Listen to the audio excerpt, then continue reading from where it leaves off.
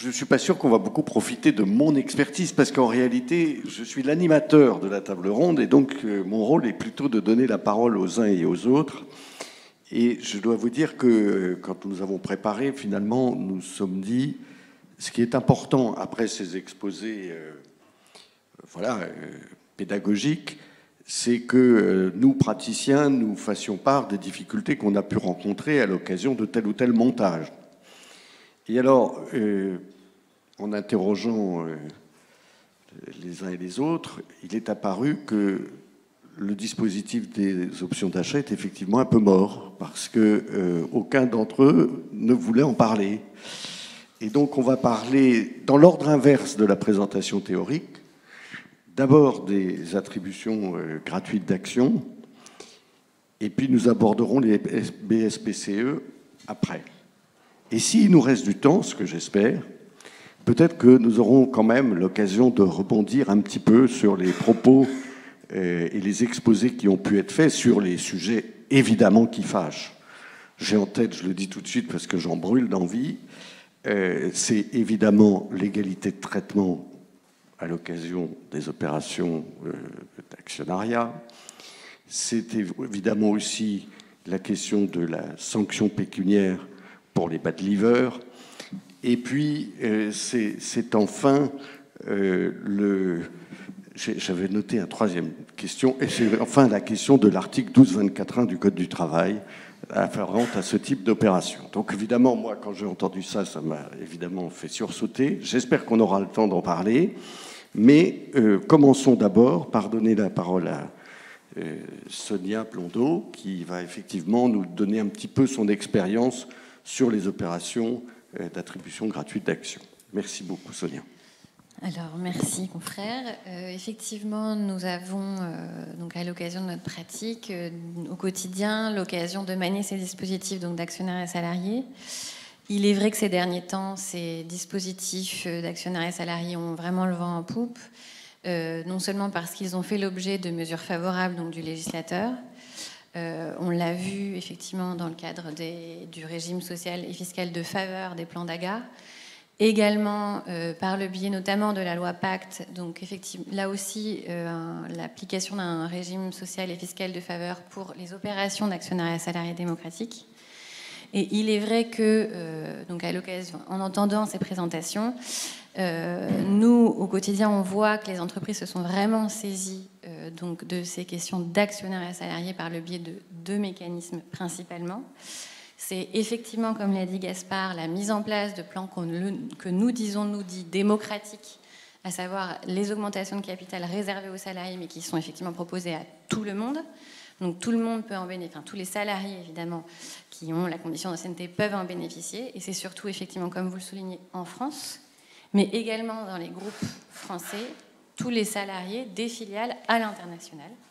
Et donc ce sont, comme vous le disiez, des dispositifs qui sont vraiment appréciés par l'ensemble de la communauté des salariés, qui nécessitent évidemment de l'ingénierie, beaucoup de communication, mais c'est vraiment des dispositifs qui vraiment permettent l'association et le développement effectivement donc de l'attractivité des sociétés. On le voit beaucoup dans des sociétés du CAC 40, mais vraiment aujourd'hui, ça se diffuse également au sein des TPE, PME, et donc effectivement, ce sont vraiment des dispositifs très appréciés. Par ailleurs, comme effectivement on le disait tout à l'heure, aujourd'hui, ce que nous manions le plus au quotidien, c'est plutôt les plans d'action gratuite. Et comme l'a souligné ma consoeur tout à l'heure, on manie nous plus au quotidien des plans d'action gratuite dits sélectifs et non pas des plans d'action gratuite démocratiques qui ne sont pas forcément bien connus ou bien maîtrisés par les entreprises. Quand on dit sélectif, c'est donc plutôt qu'ils ont vocation les bénéficiaires sont plutôt donc les dirigeants ou les salariés, donc les salariés qui ont des fonctions dites clés dans les entreprises. Et sur ces sujets, comme on l'a dit, on a eu plusieurs questions, donc effectivement beaucoup de questionnements juridiques sur la question donc, de la présence, la question de la validité des clauses de bad liver, mais aussi, et surtout ça a été accru avec la crise Covid, la question de ce qu'on a dit tout à l'heure aussi des conditions de performance, puisque pour effectivement les salariés, donc mandataires sociaux et dirigeants, est mis en place très fréquemment évidemment dans ces plans pour vraiment les fonctions clés, des conditions de performance. Et pendant la crise Covid, on nous a beaucoup interrogés sur le fait de savoir comment il pouvait être possible, notamment de diminuer les objectifs de performance, et si cela était possible, et comment on allait devoir le faire, demander l'accord de tous les bénéficiaires, le faire de manière unilatérale. Et c'est là où, évidemment, nos discussions sont très intéressantes, puisque la réflexion doctrinale, évidemment, là, rejoint la pratique quotidienne des avocats, évidemment. C'est la question de la qualification juridique de ces plans. Et donc, il a été, évidemment, question de savoir est-ce que, effectivement, c'était plutôt d'une nature contractuelle, le fait de la mise en place de plans d'AGA, ou plutôt institutionnelle, et s'il était possible pour l'employeur de modifier ses conditions de performance de manière unilatérale. Alors, dans la doctrine et chez les praticiens, il y a deux écoles. Nous avons plutôt été de l'école de dire qu'il était possible de modifier de manière unilatérale ces plans. Aussi parce que nous avons bien réfléchi, évidemment, aux incidences et notamment aussi aux risques. Et dans la mesure où il s'agissait là de rendre plus facile, mais sans que ce soit évidemment automatique, mais rendre plus facile de remplir les conditions de performance, évidemment, on a estimé que le risque juridique de contestation était quand même moindre et qu'il était tout à fait possible, on pouvait envisager effectivement la modification de ces conditions de performance de manière unilatérale. Oui, mais là, effectivement, c'est à raison des conséquences. Effectivement, à partir du moment où c'était pour faciliter l'accès aux actions, c'était probablement une réponse très sage. Le bon conseil. Mais vous auriez dit la même chose si c'était agi de la situation inverse, c'est-à-dire rendre plus difficile les conditions de performance? Alors, avec notamment notre conseil scientifique, qui est peut-être dans la salle ici présent, nous avons donc réfléchi très, très longuement sur ces questions. Et nous avons plutôt, défendu effectivement, mais juridiquement évidemment, argument à l'appui, donc la thèse plutôt institutionnelle que contractuelle de ces plans. Et donc nous considérons que l'employeur effectivement a la possibilité de manière unilatérale, pendant la période d'acquisition, de modifier les conditions de performance. Donc évidemment avec un risque juridique beaucoup plus important. Est-ce que vous croyez vraiment que la question qui se pose, c'est de savoir, c'est de faire le choix entre cette analyse contractuelle ou institutionnelle? Parce que si c'est un engagement unilatéral, je ne vois pas pourquoi ce serait plus facile à déboucler sur un engagement unilatéral à durée déterminée. Bien sûr.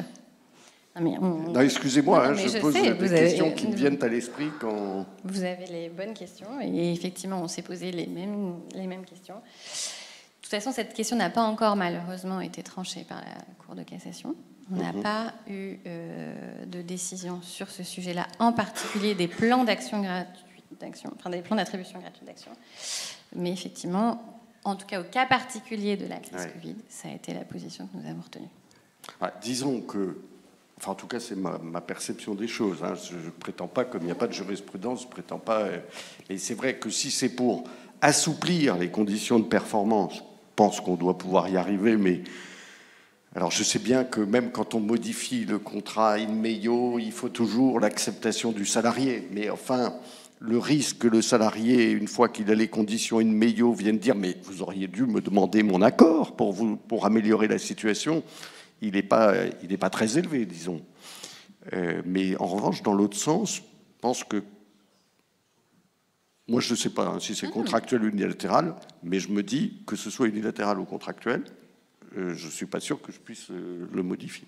Tout à fait. Donc, premier retour d'expérience, et sinon, second retour d'expérience, c'est un petit peu pour faire le lien entre ce que vous avez dit tout à l'heure et également la présentation de ce matin, c'est qu'effectivement, vous avez accès, et c'est bien normal, sur l'attribution d'actions aux salariés, mais il est vrai que nous avons aussi, été confrontés à une autre question, à savoir l'attribution gratuite d'actions à des mandataires sociaux, et notamment dans les sociétés cotées.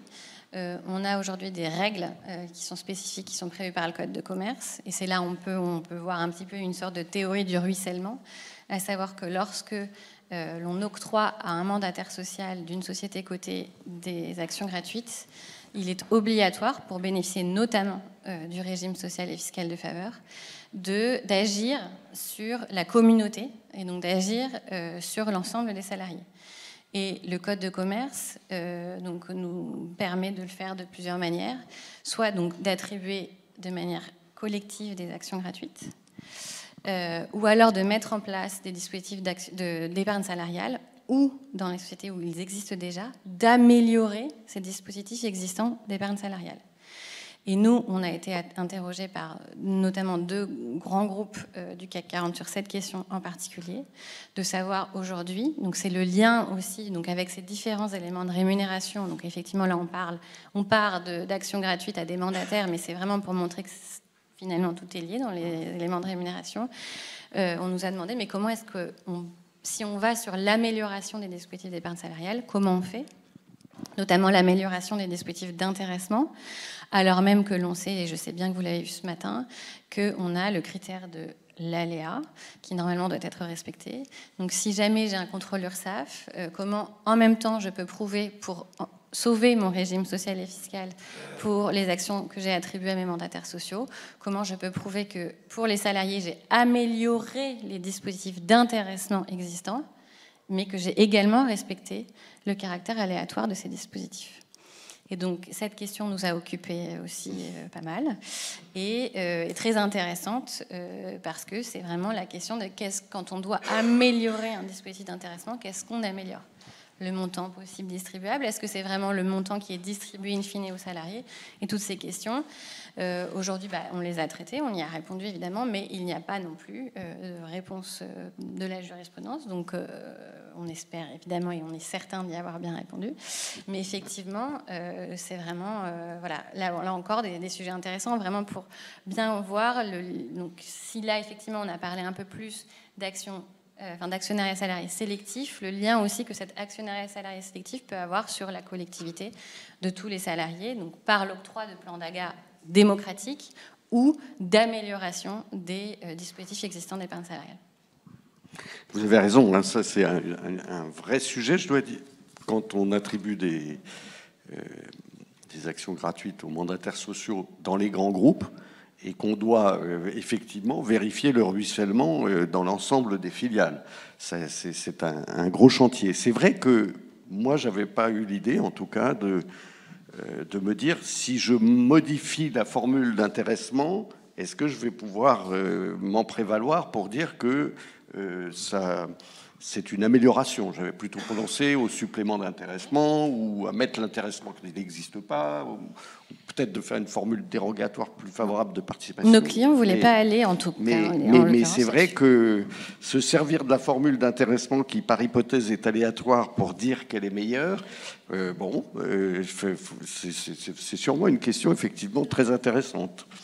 Alors, ce que je vous propose, parce que malgré tout, le temps tourne et il faut quand même que chacune d'entre vous ait l'occasion de prendre la parole, je propose que Pauline nous parle de son expérience des BSPCE.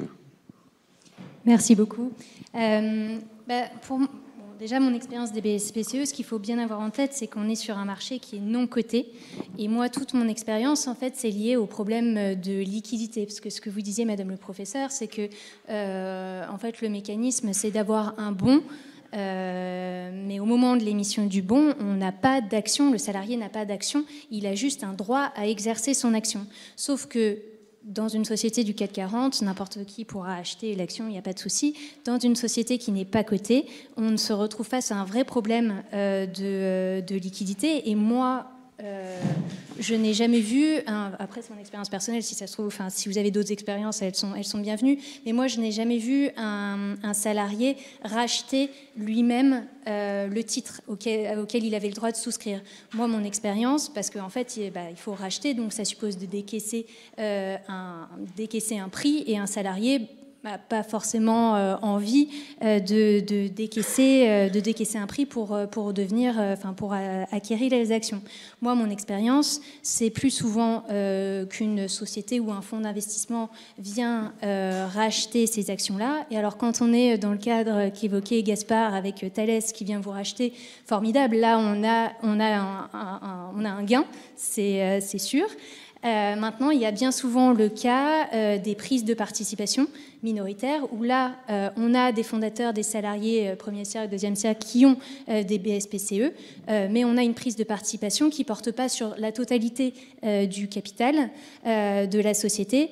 Donc, ça veut dire que tout le monde ne pourra pas, alors tout le monde pourra exercer, mais tout le monde ne pourra pas bénéficier de cette prise de participation et du rachat des actions par l'intermédiaire du fonds.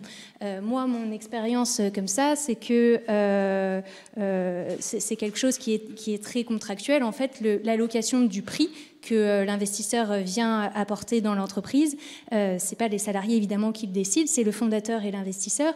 Donc on se retrouve en fait avec, déjà il faut avoir un investisseur parce que dans les startups, tout le monde n'est pas Blablacar, CityScoot.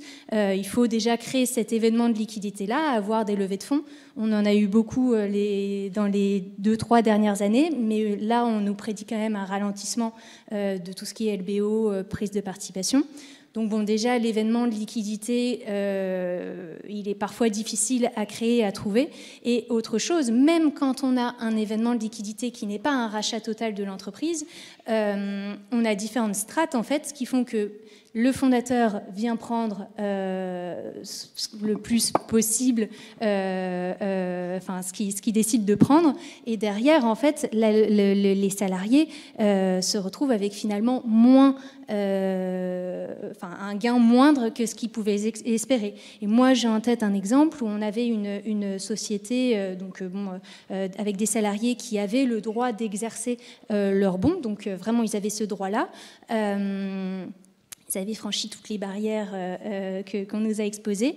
Et en fait, alors même qu'ils avaient le droit d'exercer pour l'équivalent d'1 million d'euros de BSPCE, ils se sont retrouvés avec 150 000 euros. Parce qu'en fait, le prix qui avait été défini avec l'investisseur a été réparti de sorte à ce que le fondateur et d'autres salariés aient plus de BSPCE. Donc en fait, le salarié en question n'avait finalement, avait un gain, c'est sûr, mais pas le gain qu'il espérait.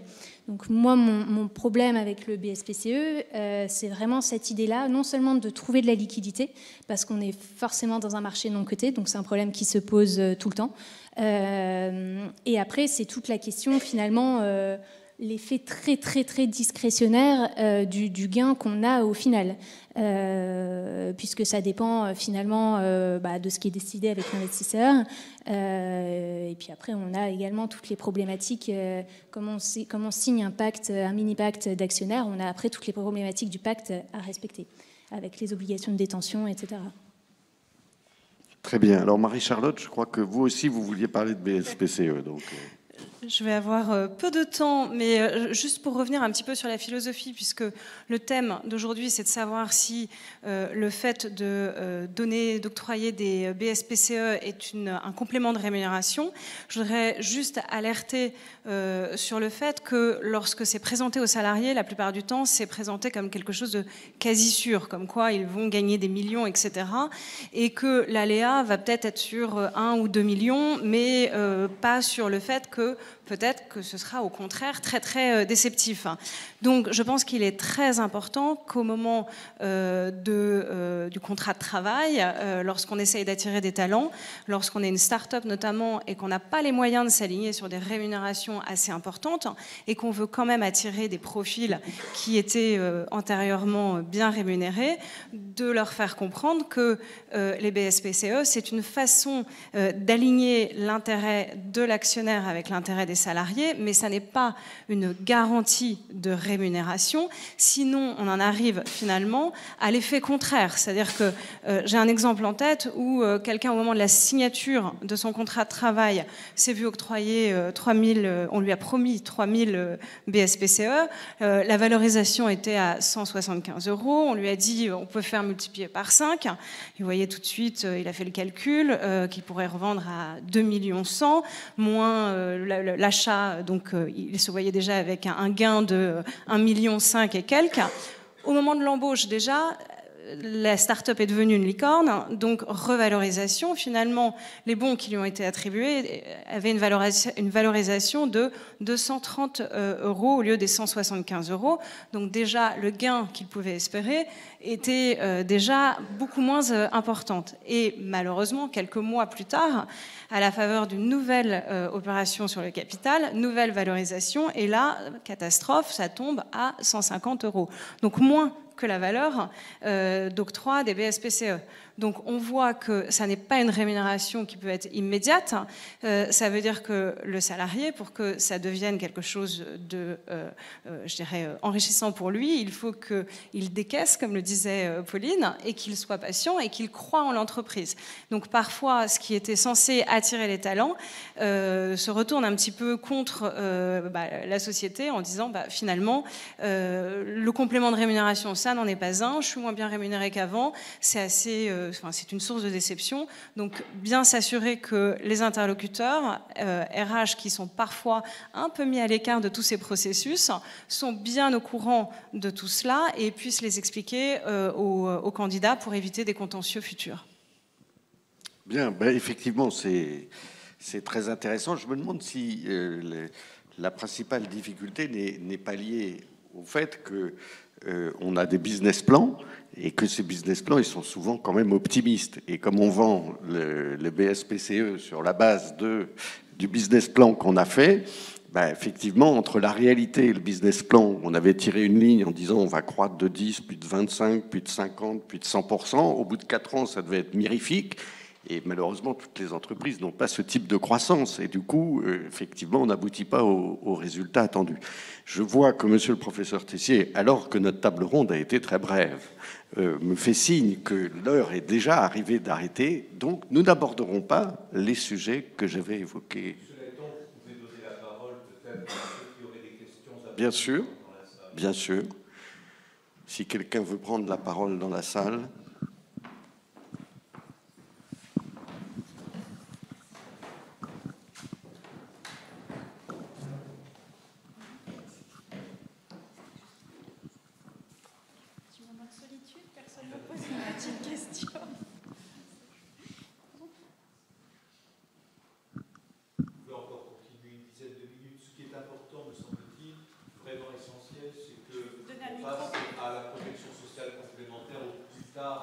À 80-10, 80-5, parce qu'il faut quand même que des... Oui, tout à fait. Tout à fait. Oui, mais à vrai dire, si personne ne veut prendre la parole, il n'y a pas de raison de faire durer pour vous mettre en retard après. Hein. Disons que c'est vrai que cette question d'égalité de traitement, elle est quand même centrale. Et je pense qu'elle crée un peu de confusion, parce que on sait bien en plus comment est défini le principe de l'égalité de traitement, c'est-à-dire, et vous l'avez, je ne sais plus si c'est Lucile ou monsieur le professeur qui avait évoqué cette question de définition de l'égalité de traitement, c'est-à-dire au regard de l'avantage octroyé. Et alors là, tout de suite, on est dans l'effroi, parce que comment peut-on dire que j'ai respecté l'égalité de traitement au regard de l'avantage octroyé, c'est-à-dire au regard d'un dispositif d'actionnariat? Moi, je crois que l'objectif de ces dispositifs, c'était quand même de sortir un peu du droit du travail, de sortir un peu des principes d'égalité de traitement.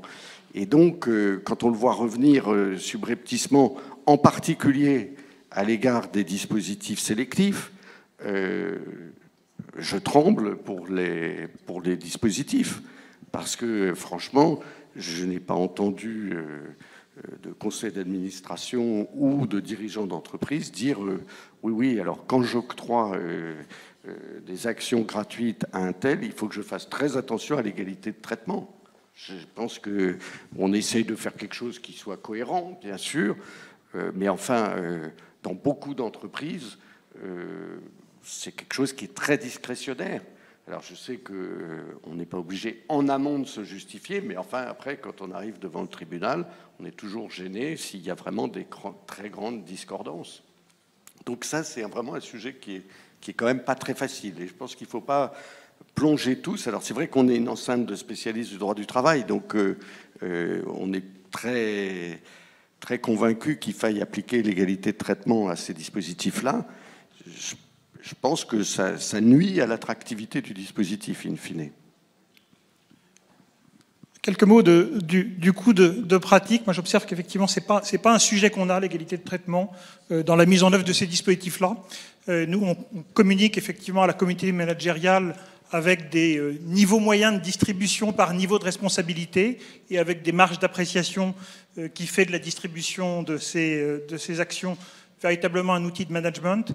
Et sans que ça me semble soulever de difficultés particulières du point de vue de l'égalité de traitement. Là où on peut avoir des difficultés, bien sûr, c'est à l'occasion de rupture de contrat de travail sur la perte de chance, etc. Ou encore dans les opérations de restructuration, de cession, où le sort, effectivement, ce qu'on appelle les LTI, pardon pour l'anglicisme, et les long term incentives, effectivement, est véritablement un sujet. Mais la question de l'égalité de traitement, de mon point de vue, aujourd'hui, n'est pas une difficulté à laquelle on a à faire face.